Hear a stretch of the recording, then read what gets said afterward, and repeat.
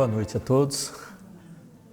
Agradecemos a presença de vocês, saudamos também os nossos amigos espirituais, benfeitores dessa casa, que também trazem pessoas, espíritos que também, como nós, querem aprender um pouco mais sobre as lições do nosso Mestre Jesus. Antes de começar sobre o tema, lembrando que nós temos no YouTube o canal Caminheiros da Luz Porto. Lá estão as palestras que são gravadas aqui, também estão lá disponíveis. Bom, nós estamos estudando os temas do Evangelho segundo o Espiritismo, uma publicação de Allan Kardec do ano de 1864. Sempre lembramos que Kardec não modificou, não retirou, nem acrescentou partes do Evangelho de Jesus. A codificação orientada pelos Espíritos superiores procura esclarecer pontos do Evangelho que foram esquecidos ou mal compreendidos. Então, de forma clara, objetiva, para que todos possam entender as mensagens e os ensinamentos do nosso Mestre Jesus. E hoje vamos ver, não se pode servir a Deus e a Mamon. Primeira parte, porque esse capítulo já é um pouco mais extenso, então eu dividi em duas partes, né? Bem, então hoje nós vamos ver salvação dos ricos, guardar-se da avareza, Jesus na casa de Zaqueu, parábola do mal rico, parábola dos talentos, utilidade providencial da fortuna, provas da riqueza e da miséria. Então o próximo encontro a gente completa os outros itens, bem? E começa assim, salvação dos ricos.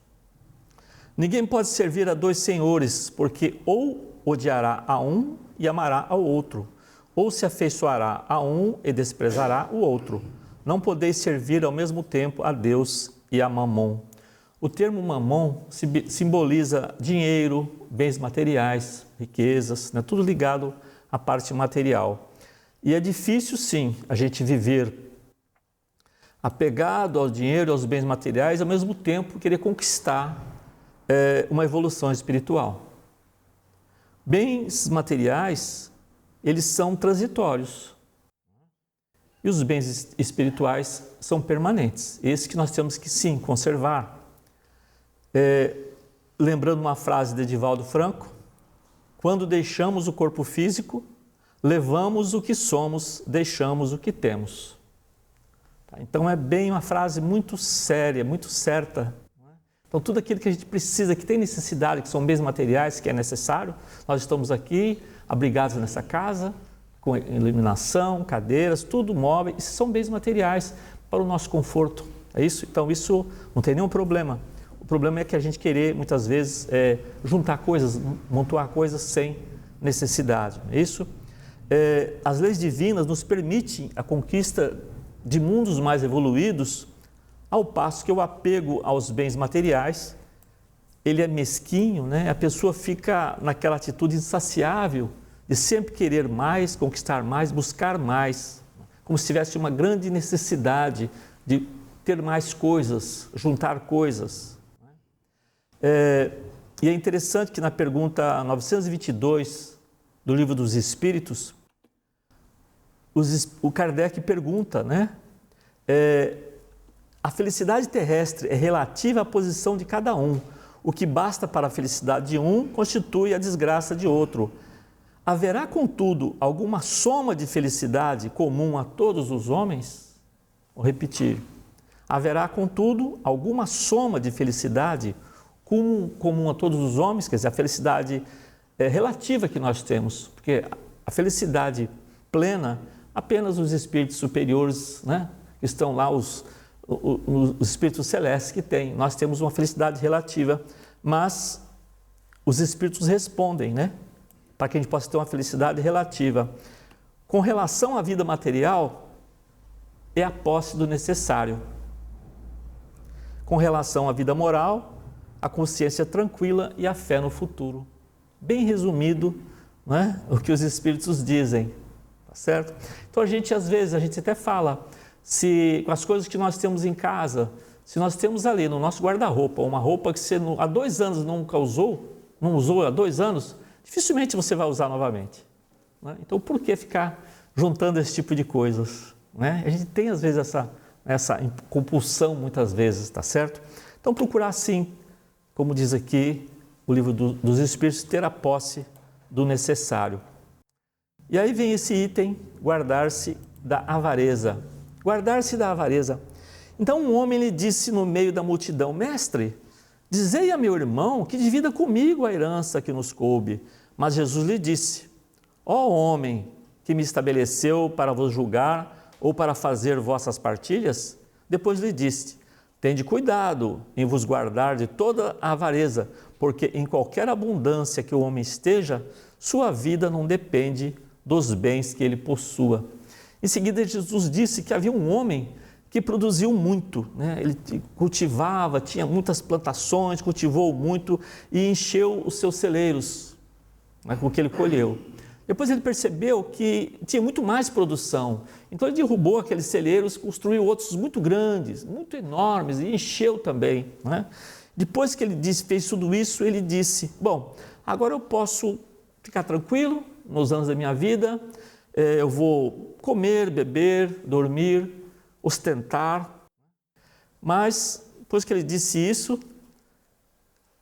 mesmo depois disse, Deus disse a ele: homem insensato que és, vai ser retomada a tua alma esta noite mesmo. E para quem será o que amontoaste? A gente esquece disso. Qualquer hora a gente pode ser tirado daqui, né? Nós podemos voltar ao mundo espiritual. Não existe idade para isso, nem momento. Né? Jovens, idosos, homens, todo mundo está sujeito a ir embora. O que a gente tem feito, né, com relação a esses bens materiais, a preocupação que a gente tem? E isso acontece, como diz aqui, aquele que amontoou tesouros para si, né? E que não é rico diante de Deus. A literatura espírita também, ela tem muitas informações sobre espíritos que desencarnaram e tinha propriedades, tinha joias, e aí ele deixou aquilo para os herdeiros. E aí ele fica lá do outro lado, observando o que está acontecendo e fica descontente, começa a sofrer, porque aquilo não aconteceu conforme ele queria, o desejo dele. Aí você vai ter os herdeiros em conflito, brigando por causa de herança, né? Alguns pegam aquilo que ele conquistou por muito tempo em luta e gasta assim, né, a rodo. Então aquilo incomoda o espírito, ele sofre. Por quê? Porque ele está apegado àquilo que ele construiu, que achava que seria, né, ser utilizado por muito tempo. Sim, enquanto ele estava lá, tá bem? Foi útil enquanto estava lá no planeta Terra, né? Então, a pessoa que não se apega a esses bens materiais, quando ele larga o corpo físico, ele não se preocupa com isso. Ele sabe que aquilo não vai utilizar lá, né? Não precisa, não tem necessidade disso, tá bem? Tem um amigo meu que diz assim: você reparou que em enterro o caixão não tem gaveta? Porque você não leva nada, é isso? O que a gente leva são as nossas ideias, nossos sentimentos, é isso? Os nossos afetos que nós temos, os nossos conhecimentos, que são bens, como diz Jesus, né? Que a traça não corrói, que os ladrões não roubam. É isso? O que nós temos aqui dentro de nós e não o que nós temos externamente, né? Jesus na casa de Zaqueu. Essa passagem é muito interessante, né? Então Jesus entrando em Jericó, na cidade de Jericó, muita gente acompanhava, que sempre quando Jesus aparecia, que ele já era conhecido, as pessoas começavam a juntar, queriam chegar perto dele, perguntar. Lógico, muitos queriam ser curados, então toda aquela multidão estava sempre aproximando de Jesus.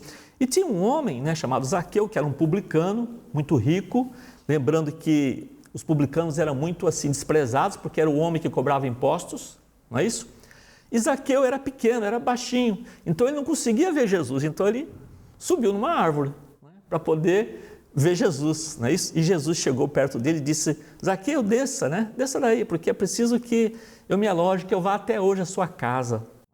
E Zaqueu desceu logo e ficou todo, né, assim, feliz, porque Jesus conversou com ele e ia recebê-lo em sua casa, né? E aí as pessoas começaram a observar, né? Olha só, olha o que ele está chamando, né? Jesus está indo para a casa desse homem aí, ele é mal visto, esses homens aí estão ligados à corrupção, né? São um cobrador de impostos. E Jesus foi à casa de Zaqueu, não é isso? Entretanto, Zaqueu, apresentando-se diante do Senhor, lhe disse: eu dou a metade dos meus bens aos pobres, E se causei dano a alguém, no que quer que seja, eu lhes retribuirei em quádruplo, sobre o que Jesus lhe disse. Esta casa recebeu hoje a salvação, porque este é também filho de Abraão, porque o Filho do Homem veio para procurar e para salvar o que estava perdido. São Lucas. Então, é comum às vezes as pessoas acharem que associarem a riqueza a negócios ilícitos e os ricos como pessoas arrogantes e orgulhosas. Isso é generalizar, não é bem assim, tá? Isso não acontece, não é isso? Em todas as classes sociais, nós vamos ter pessoas que são vaidosas, que são arrogantes, não é isso? Que são egoístas. Em qualquer classe social nós vamos ter isso, tá bem? E temos também muitos benfeitores anônimos que não aparecem do benefício que fizeram, que praticaram, fazem realmente sem alarde, não é? Isso também acontece, bem? Então, mesmo tendo aquela má fama, os publicanos, Zaqueu era bom, se preocupava, sim, com os necessitados, com os pobres. Então, era uma pessoa que realmente percebeu e procurava realmente aplicar os ensinamentos que ele entendia de Jesus. A sua vida era assim, Jesus era só doação, não é isso? Ele doava o seu amor, ele expandia o seu amor para todos. Então, e Jesus procurava sempre aproveitar essas situações para ensinar as pessoas que aquele homem, apesar da categoria dele de publicano, né, de cobrador de impostos, eram muito mal vistos, mas aquele não, aquele era bom, não é isso? Parábola do mal rico. Gente, as imagens que eu vou colocar aqui são apenas de ilustração das parábolas, tá bem? Então, havia um homem rico que se vestia de púrpura e de linho, não é? Como está vendo as imagens ali, tá certo? Bem, tá? Então ele tinha realmente do bom e do melhor, mas também tinha à porta da sua casa um homem chamado Lázaro, que era um mendigo, que ficava ali esperando, né, alguma migalha que alguém desse a ele, porque ali sobrava muita coisa, mas ninguém o atendia. É isso? E ia lá, o Evangelho diz que ia lá, cachorro para lamber as suas feridas. Então realmente era a vida desse homem.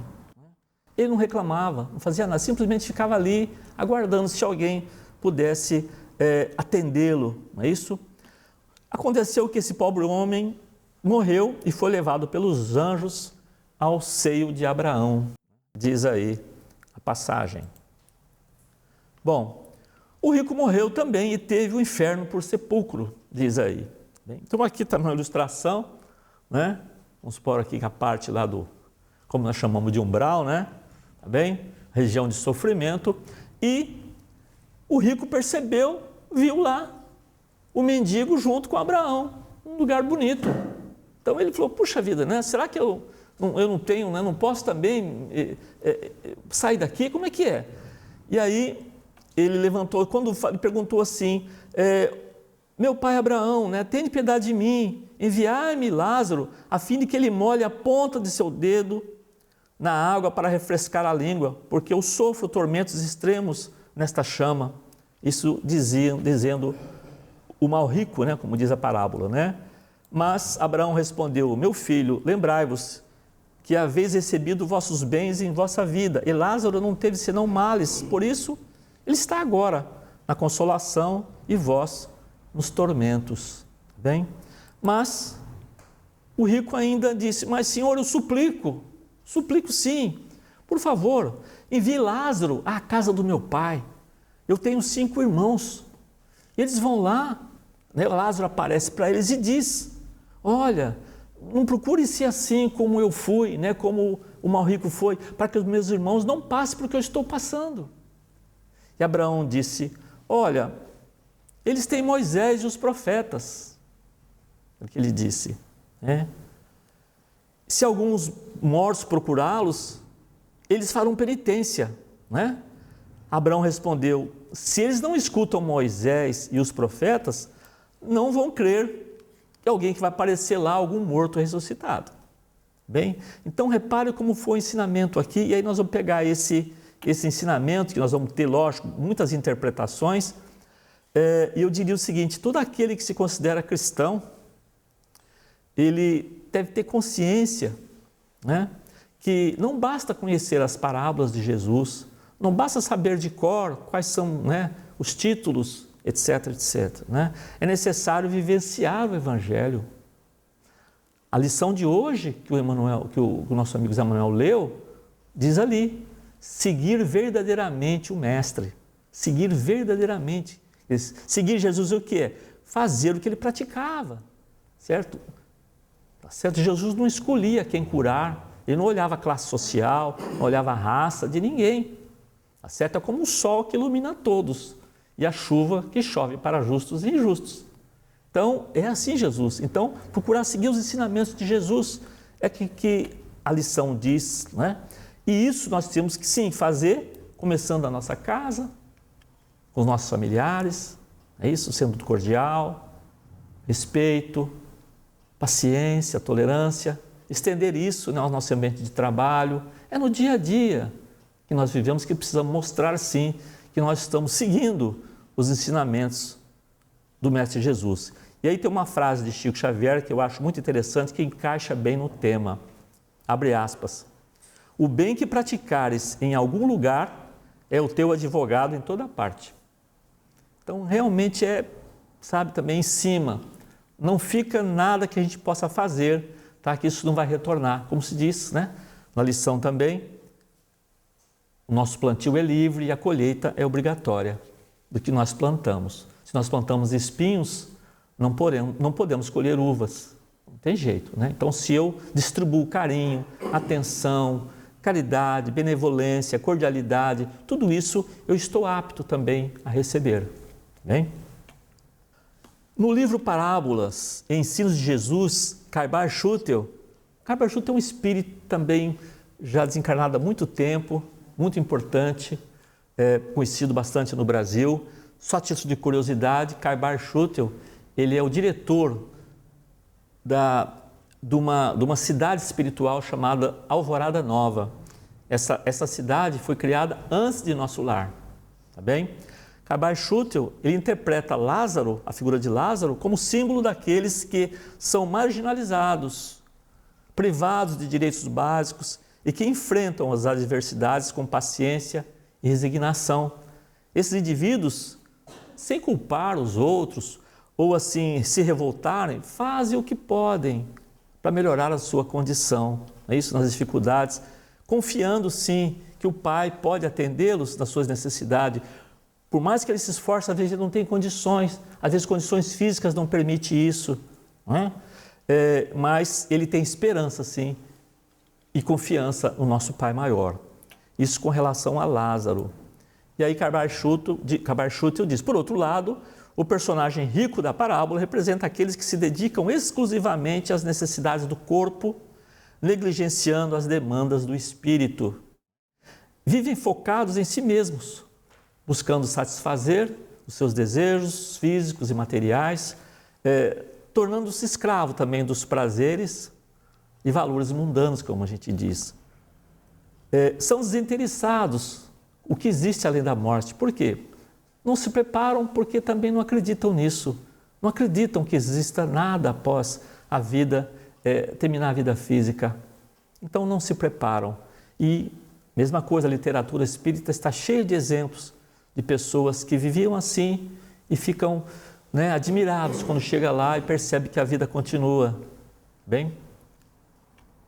E, lembrando Kardec, fora da caridade não há salvação. E parábola dos talentos, é outra parábola também muito importante, né? É aquela história que o Senhor age como um homem que, devendo fazer uma longa viagem para fora do país, e ele chamou os seus servidores, eles colocou nas mãos seus bens. Deu 5 moedas para um, não é isso? 2 moedas para outro, e para o terceiro 1 moeda apenas. E depois ele saiu, né? Viajou, e cada um pegou o que ia fazer com aquilo de acordo com a sua capacidade. O primeiro que pegou as 5 moedas, ele aplicou aquilo, trabalhou com aquilo e conseguiu mais 5. Aquele que tinha 2 também fez a mesma coisa. Aquele que tinha uma só, ele ficou preocupado, sabia o que fazer com aquilo, como que ele podia fazer com aquilo, ele pegou, enterrou a moeda e estagnou aqui, não fez mais nada com ela. tá bem? Mesma coisa, isso aí também a gente tem várias interpretações para essa parábola, né? Mas pode-se dizer que, refletindo sobre as possibilidades que tem, uma das mensagens é o ensinamento que Jesus faz da sua multiplicação. Multiplicar o bem. Jesus sempre fazia isso, ele multiplicava sempre, sempre atendendo desinteressadamente, por amor a nós, né? Atendendo a todos. Então, Jesus, em seu Evangelho, ele multiplicou o amor. Jesus nos ensina que os bens que possuímos ao nascer nos são emprestados por Deus. Nós somos atendidos por pais que nos receberam aqui nessa encarnação. Nós somos atendidos por benfeitores espirituais que nos auxiliaram a preparar a nossa vinda. Nós somos assistidos antes do nascimento por nosso anjo de guardião ou espírito protetor, que é a mesma coisa, que acompanha durante a nossa vida inteira. Quantas pessoas que nos atendem, que nos auxiliaram na nossa vida. O ar que respiramos, a natureza que nós temos à nossa disposição. Podemos andar, podemos ver, podemos ouvir. Nós que estamos aqui podemos fazer isso. E sabemos que muitos irmãos não têm essa condição de chegar até aqui, caminhando. Não é? Então repare quantos benefícios que a gente tem. O que a gente faz com isso? Então a lição, sim, eu tenho que multiplicar esses dons recebidos. Então, com relação, por exemplo, à saúde, nós somos chamados a preservá-la, cuidar do nosso corpo que nós recebemos também.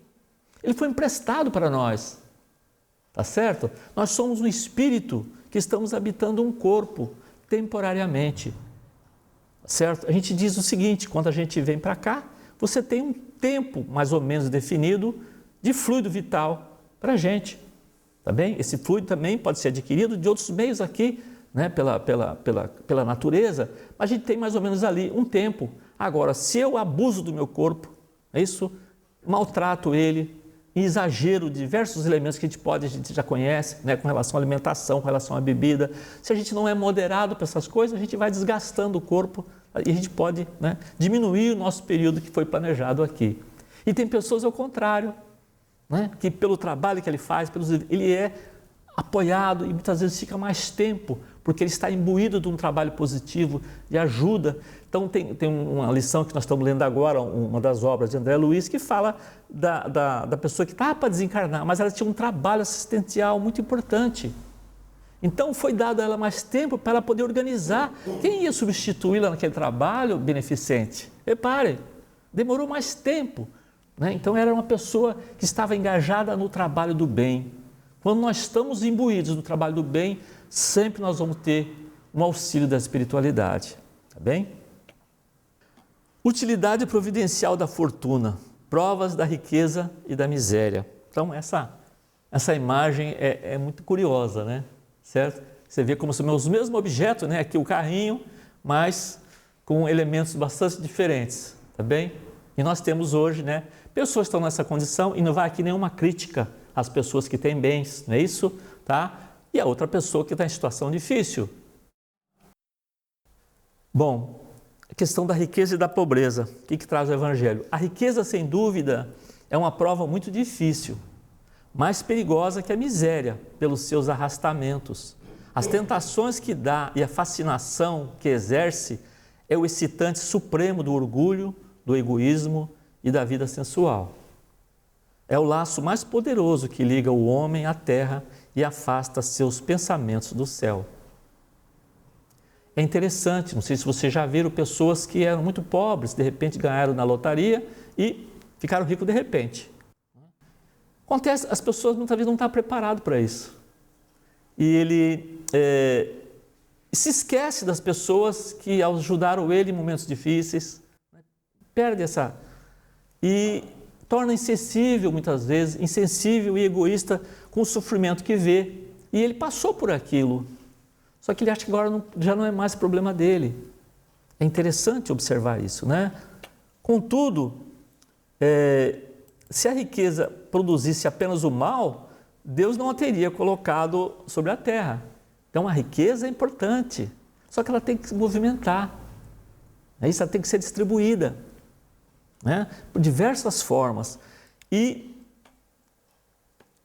por exemplo, a fortuna na mão de uma pessoa fraterna é muito diferente de uma fortuna na mão de alguém egoísta. Isso? Nós podemos dar um exemplo, um grande empresário, por exemplo, muito rico, mas que seja bondoso, ele vai atender muito bem os seus funcionários, vai ser um patrão honesto, bondoso, salários justos para os seus funcionários.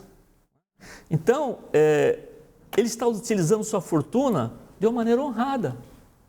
É isso. E não importa muito, meus irmãos, se nas encarnações, que já fomos muitas vezes ricos, pobres, patrões ou empregados, escravos, é isso, e nobres, não podemos ter trocado muito, de raças diferentes, vemos masculino, feminino, isso foi diversas encarnações, e não importa que cargo tivemos, qual que foi o título que tivemos, o que importa, como agimos quando encarnados nessas condições. Tá certo? Se eu sou um empregado, como é que eu ajo como empregado? Se eu sou um patrão, como é que eu ajo como patrão? Se eu sou nobre, como é que eu sou aquele nobre? Se eu sou um serviçal ali, que estou ali, né, uma profissão mais simples de atendimento, como é que eu ajo com isso? É isso que vai importar, o nosso comportamento, as nossas atitudes diante desse papel que nós representamos hoje aqui nessa encarnação, né? E, meus irmãos, lembrando sempre, todos nós temos imperfeições e qualidades, todos nós. E eu procuro sempre lembrar, as nossas imperfeições são temporárias e as nossas virtudes são para sempre. Isso é muito importante. Se eu tenho ainda hoje olha, eu sou muito, eu sou muito vaidoso, exageradamente vaidoso, né? Então eu preciso realmente diminuir isso aí, controlar mais. Se você consegue eliminar isso, né? Você não tem mais esse problema. Não tem mais. Agora, se você consegue, né, um bom hábito, tá certo? Eu procuro ser mais paciente com as pessoas quando vêm falar comigo. Eu vou ser mais paciente. Se você é mais paciente, isso que você adquiriu nunca mais vai sair de você, porque é uma virtude, tá certo? Então, procura lembrar sempre. Essas nossas mazelas, essas nossas imperfeições vão saindo, porque nós somos um espírito ainda em construção, né? Estamos ainda na caminhada evolutiva. Isso é natural na nossa condição evolutiva. O que nós não podemos, meus irmãos, é ficar remoendo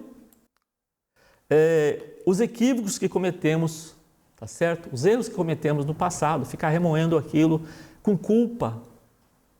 É isso? O passado nós não podemos voltar mais. É daqui para frente. O que nós vamos fazer com isso? Não é isso?